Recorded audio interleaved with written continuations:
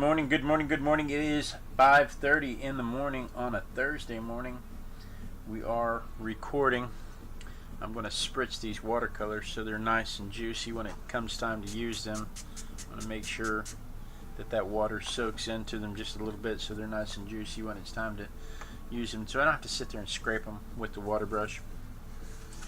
Today we are going to sketch. If you're sketching along with me, I guess it's we. I am going to sketch this little toy iguana. It is just listed as an iguana. It's not listed as a green iguana or no genus or species. It looks like a green iguana, but it's missing the ridges down its back.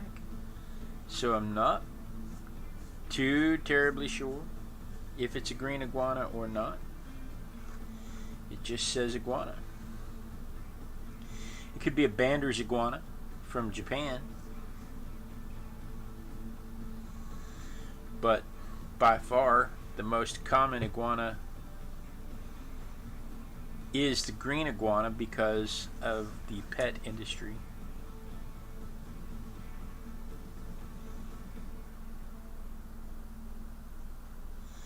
Because of the pet industry, back in the 80s, every pet store you went into had a display of iguanas. Way back in the 80s.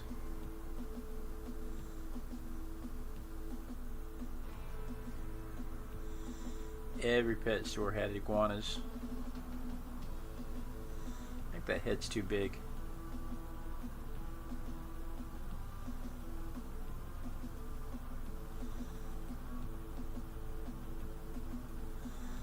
That's more like it. Anyway, every pet store in the 80s had an iguana display, and every kid that I knew wanted an iguana. I had a pet iguana for a little while too, but I had it as an adult, not as a child.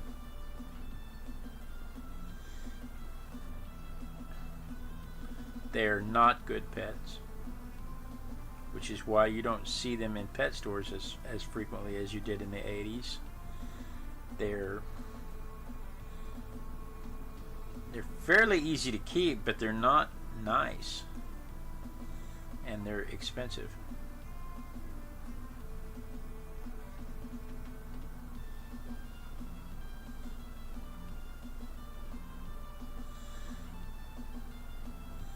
But they are not nice.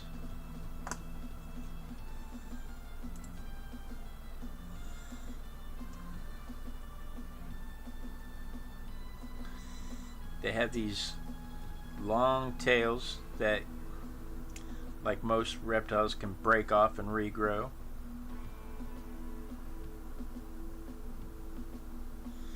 They need very warm and very humid environments. They like it between 75 and 95 degrees.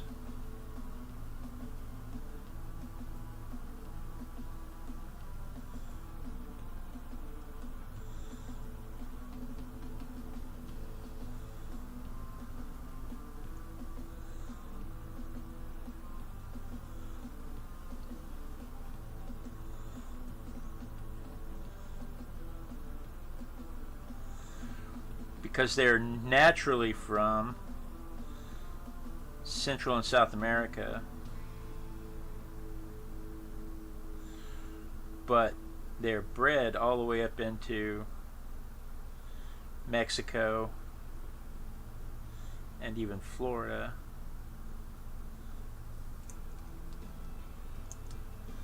There are rescues for these things all over the place because people buy them as pets and then realize they're horrible pets and don't know what to do with them, and for the longest time they were just setting them free.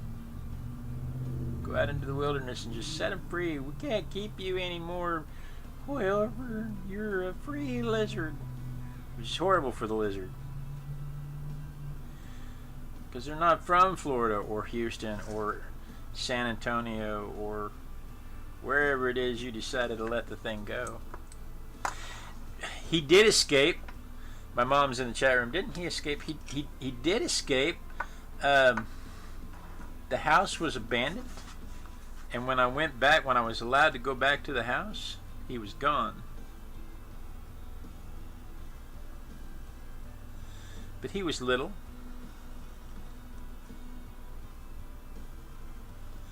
and I'm sure that he quite enjoyed the Oklahoma climate for a time, all the way up until October. And then along about October, I imagine he realized why he shouldn't have been outside.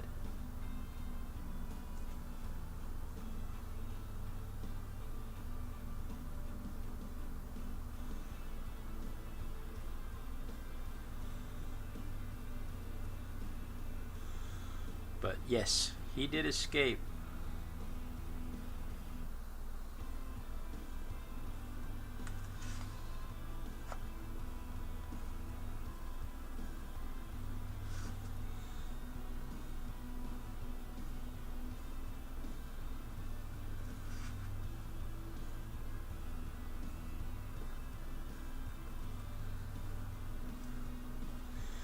But people keep them. People still try to keep them. And there are plenty of rescues around just because of that.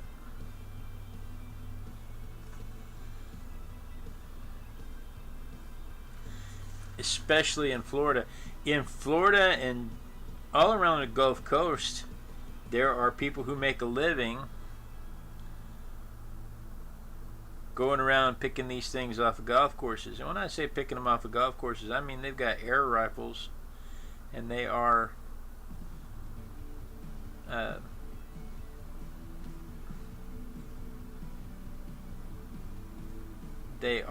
removing them with hostilities. They're not politely asking. They're not catching them and rehoming them. They are so fully infested that the people get paid to come and remove them, and then those people make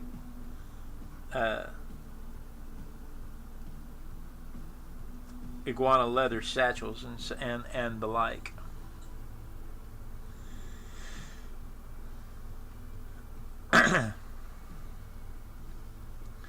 And at first you're watching that thinking, man, that's really cruel. They shouldn't be doing that. And then you realize,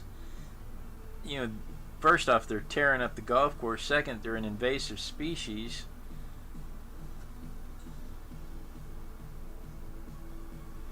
But it's really probably the most humane way to get them off the golf course, because it's fast. The iguana is down quickly. There's no starving to death in a trap overnight.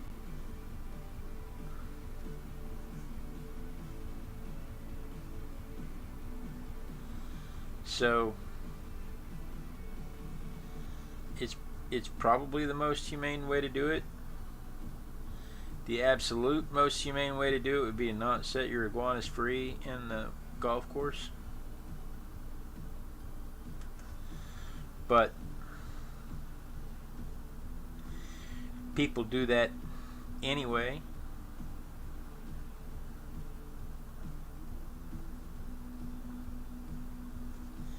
And because of that, you have to have people to come take care of it. And so as much as that may offend some people,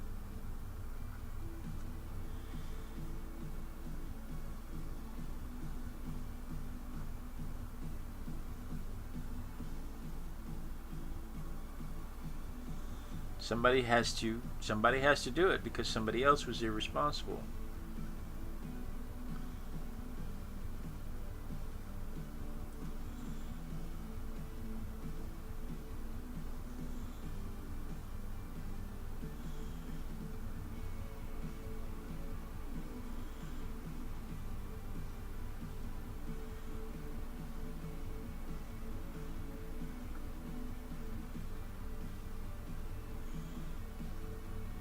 But when I first watched the video, I'm like, oh my god, they shot it.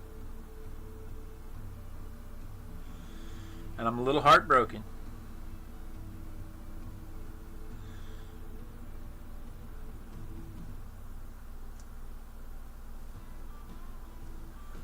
But again,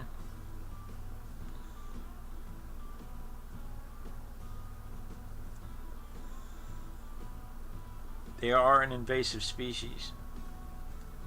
They outcompete the native species, which are better for the ecology of the local areas because they are more adapted to the environment. The native species are more adapted to the environment. They nest without destroying the environment. They eat they have evolved in the local environments to eat the animals that, or the vegetation and the animals that are sustainable. But the green iguanas come in and they are not adapted to that. They just eat everything in the area, and because of that, they cause whole areas to die off.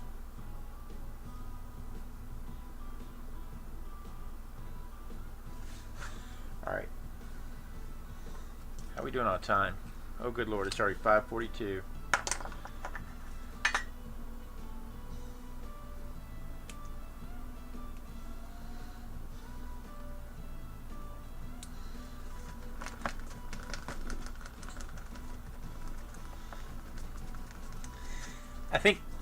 I think probably the best story I read about yesterday, and I've heard this story before, and it's probably more urban legend than anything.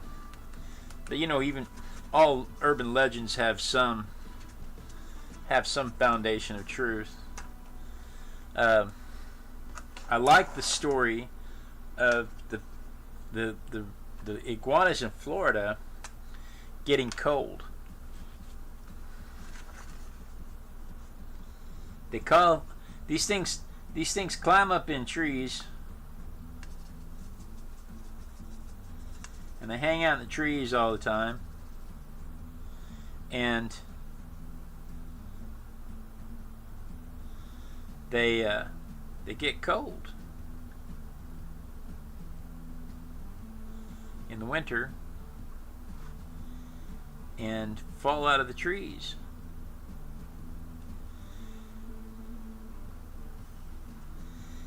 And people try to help them. Oh, that poor iguana is falling out of that tree. We gotta help him. And they load him up in their cars where it's warm.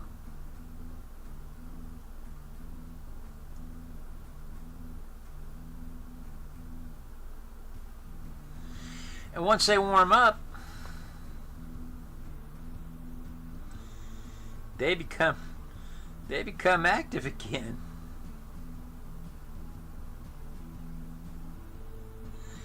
In the car.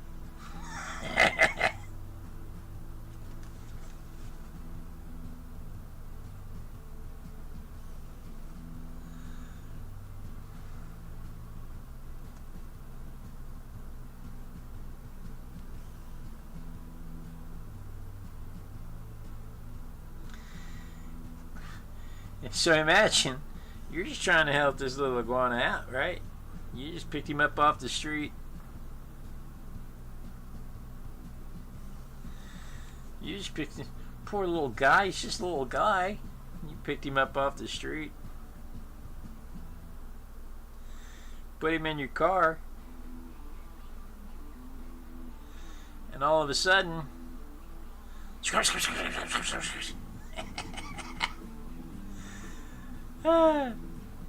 thing just goes nuts in your back seat. Trying to figure out why he's not. He doesn't even know he's not in the tree anymore. He just wakes up in your back seat and he's been abducted.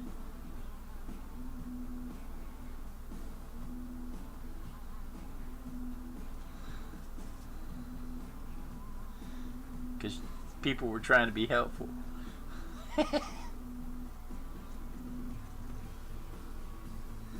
And now you've got to deal with Iguana in your back seat. And I just think that's funny. I love that story. I don't know how true it is. You know, like I said, it's an urban legend, but almost all urban legends are founded in some kind of truth. So, take it for what it's worth.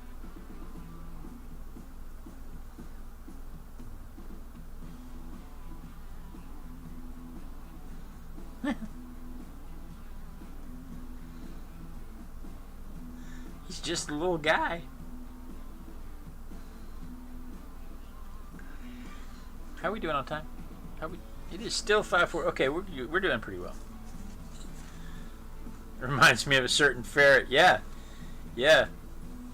Girl 1 had a ferret. He was driving down the road.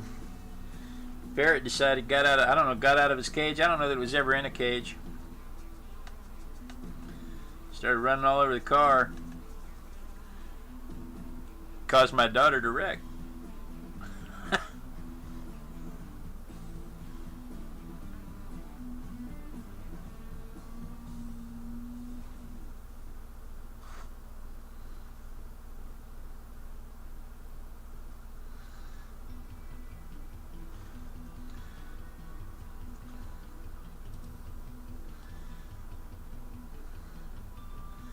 Well, the exact same thing happened with the iguanas.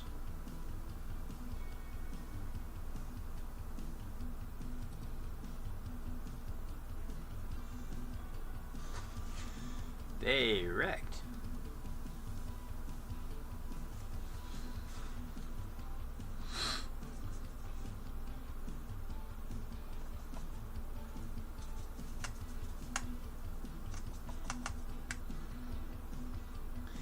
We're gonna put some coloration on him right here. He's got a dark band.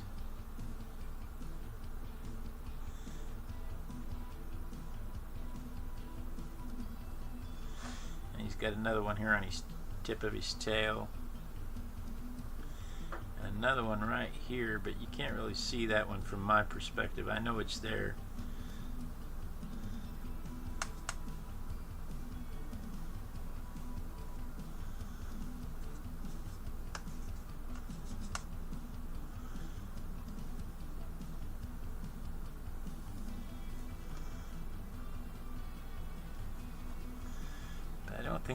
I don't think there's any more. I think it's just those two. There's a little red in it too. The green iguana actually comes in a bunch of different colors. They can be bluish, reddish. They can be flat out. They can be flat out red.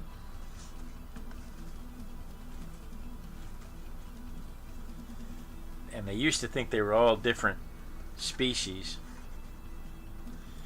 but turns out that is not the case.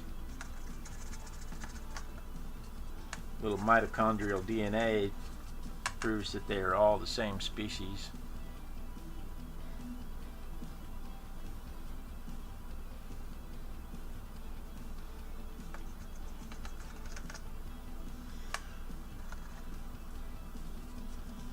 Warm light, cool shadow.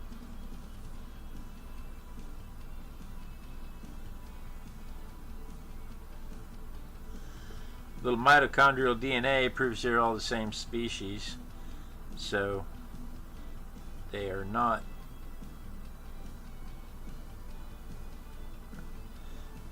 They can be red, they can be blue. Red, yellow, green, red, blue, blue, blue, red, purple, green, yellow, orange, red. That's for you, Mom.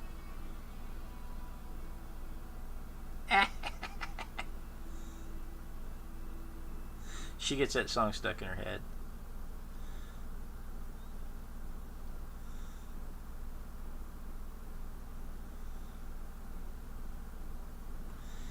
That That is from Scrooge McDuck.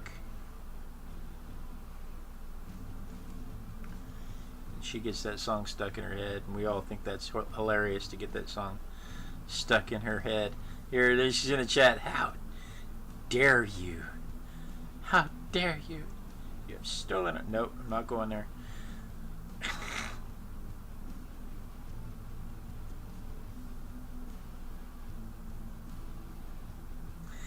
How dare you? I'm going to be laughing about that all day. I'm going to go wake the kids up and tell them about it. They're actually still awake.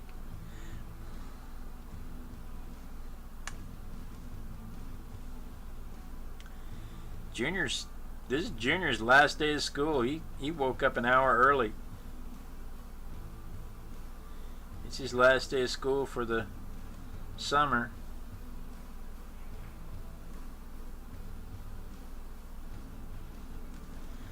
And girl 2 is a hobo.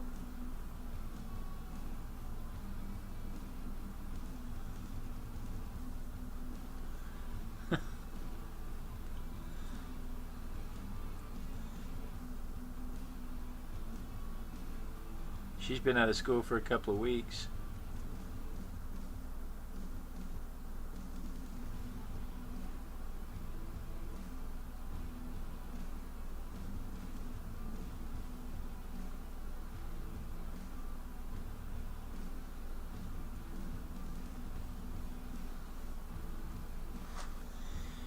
Can't talk, Harding.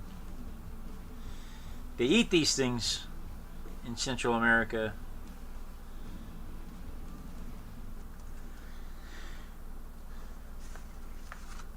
Come, gallina tapallo, or pollo de árboles, pollo de los árboles, tree chickens of the jungle.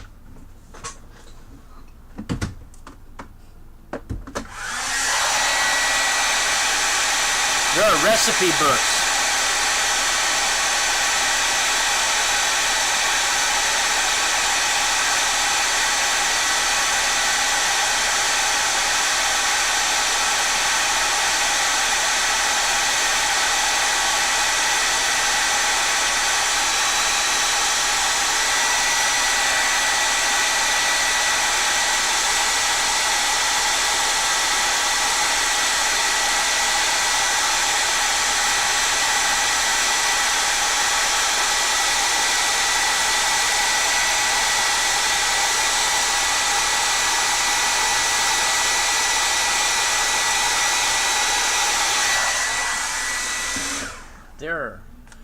There are recipe books dedicated to how to prepare these things.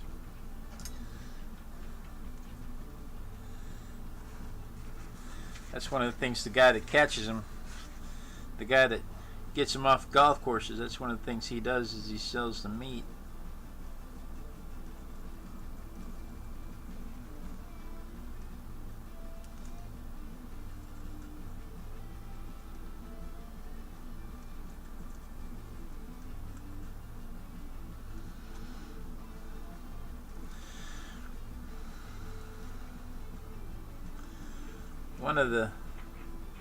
One of the things about working in fountain pen is that once you make a mark, it is there. You can use a razor blade to scrape it back off.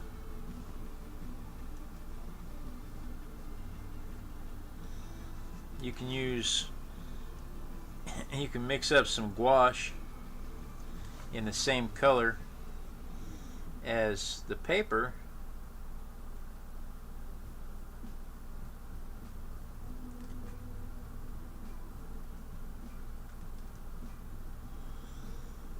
and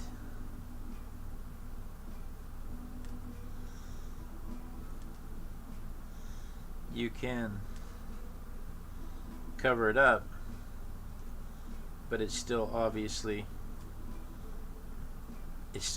something happened there.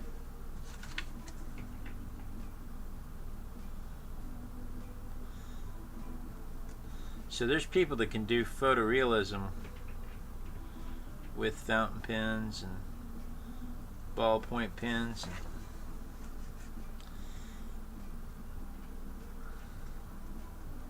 I find, for my tastes, that fountain pen actually lends itself better to a more illustrative look.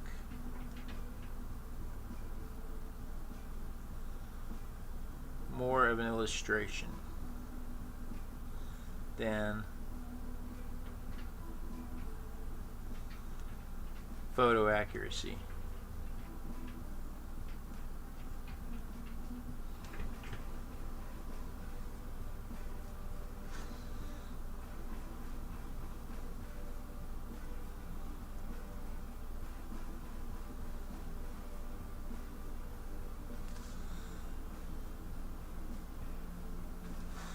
But I think we turned out all right on this one.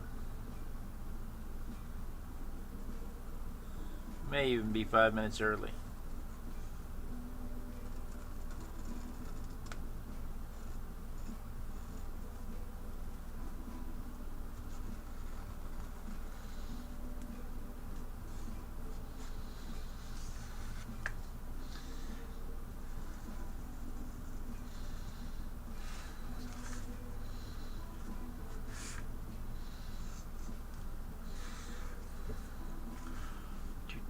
Is there anything else I want to do to this? No, I think I'm good. I think I've accomplished what I set out to do. I do think, you know, he says as he reaches for the thing, I do think this nose should be, well, that was a bit much. Should be a bit more shaded.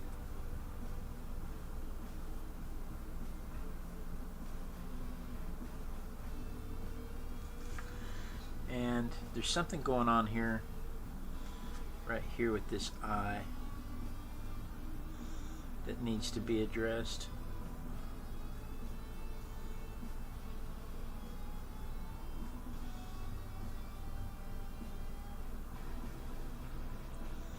To give it more depth.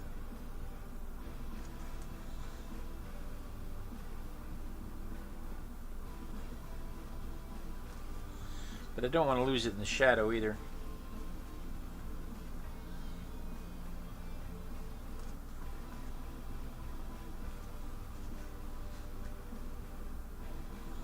May not be anything I can do about it. Alright, I'm calling it. It's so easy to sit there and overwork stuff.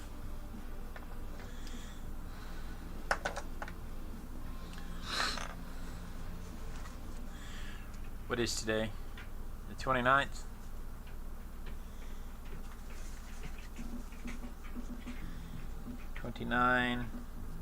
May 2025. JGM.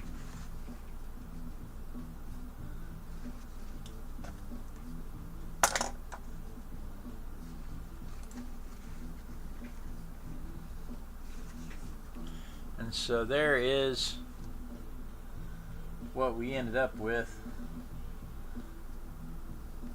Hang on a minute, let me get you some light.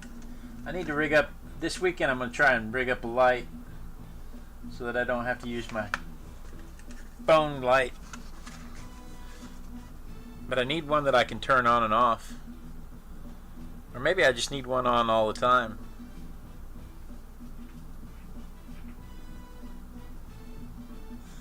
But let's see if we can get them together over here.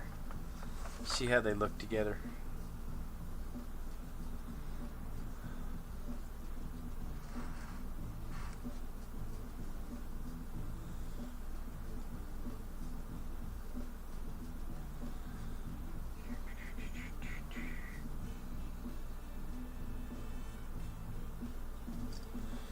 Alrighty. There we go, folks. Where's that camera? That's what we're living with. So guys, thank you so much for joining me. I look forward to this every day. I jump out of bed. I jump out of bed so that I can come do this. Honestly, I lay there in bed and I think, why can't, I don't want to, I just want to sleep a little bit longer. But then I jump out of bed and I'm like, oh no, I get to go downstairs and art. So, and then that, that gets me motivated for the whole day. So again, thank you so much for joining me. I look forward to it every day. Be sure and tune in tomorrow, same Artistic Biker time, same Artistic Biker channel. And then we dance. We dance until somebody says they see me dancing. That way I know the lag has caught up with